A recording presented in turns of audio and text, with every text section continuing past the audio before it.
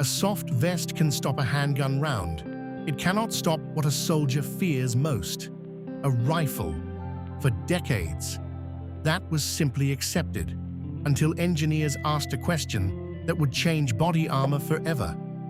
What if the plate could weigh less than the rifle round it was built to stop was ever supposed to allow? Soft body armor, made from woven fiber, had solved one problem by the 1970s: handguns. But rifles were an entirely different threat. A rifle round carries several times the energy of a pistol round, moving fast enough that fiber alone simply can't catch it. Stopping it would require something soft armor never needed: rigidity. And rigidity meant weight, the one thing every soldier and officer already had too much of. The first answer was steel. Simple, cheap, and effective against fragmentation. But steel had a brutal flaw. To reliably stop a rifle round, a steel plate had to be thick and heavy, often over 3 kilograms per plate. Worse, when a steel plate did stop a round, it could send fragments of the bullet, and sometimes the plate itself, spraying back toward the wearer. Steel solved the stopping problem. It created a new one. By the 1980s and 90s, ceramic plates changed the equation. Instead of resisting a bullet through raw hardness, ceramic worked by shattering, deliberately fracturing on impact to absorb and disperse the round's energy in a fraction of a second. Ceramic could reach higher protection levels at a lower weight than steel. But it came with its own weakness. Ceramic plates could crack from a hard drop long before ever being shot. And once a section was damaged, that section could fail. Then came a material nobody expected to end up in body armor at all: Ultra-High Molecular Weight Polyethylene, UHMWPE. Originally developed for uses as ordinary as fishing line and industrial rope, its molecular structure turned out to be extraordinary.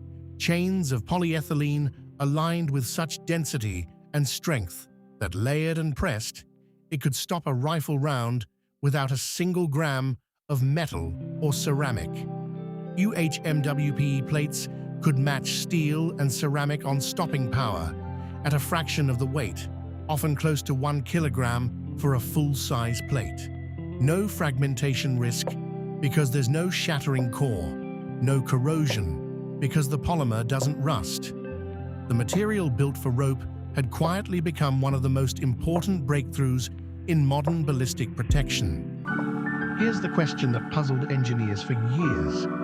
How can a plastic, the same broad material family as a plastic bag, stop a 7.62mm rifle round? The answer is in the molecules, not the material's everyday reputation. UHMWPE is built from extremely long polyethylene chains, pressed and layered under intense heat and pressure until they form a single, dense, monolithic block. Not a stack of separate sheets, but one continuous structure. When a round strikes, that structure spreads the impact energy sideways through the entire mass of the plate instantly. The same instinct behind soft armor's woven fiber, but rigid enough and dense enough to stop a threat soft armor never could. The trade-off engineers had spent decades searching for, stopping power without the weight, turned out to be hiding in a material most people would never associate with a battlefield at all. Did you know a modern UHMWPE rifle plate can weigh close to 1 kilogram, roughly a third the weight of an equivalent steel plate from just a few decades ago?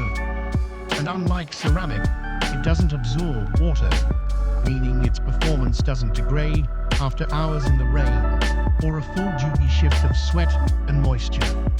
Myth: the lightest armor must be the weakest. Reality: modern testing standards don't grade plates on weight. They grade them on what they stop. A properly certified UHMWPE plate is tested against the exact same rifle threats as a heavier steel or ceramic plate. The difference isn't in what it can survive. It's in how long a person can wear it, shift after shift, without the weight becoming a threat of its own.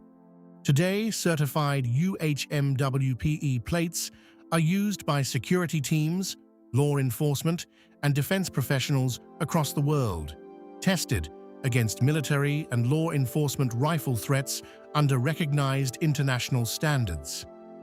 What began as a search for something to replace heavy steel has become the standard so many professionals now rely on every single shift. Protection measured not just in what it stops, but in how little it costs the person wearing it. From heavy steel to fracturing ceramic to a polymer once destined for fishing line and rope, every generation of ballistic plate solved the same problem in a different way. How much protection can a human body carry for how long without the weight itself becoming the danger? The plate that finally answered that question wasn't the hardest material ever tested. It was the lightest one, strong enough to still say no. But a plate is only as good as the system it's part of. The carrier, the fit, the way it moves with a body under real stress. Next time on Behind the Armor, what actually happens to the human body in the fraction of a second after a plate takes a hit?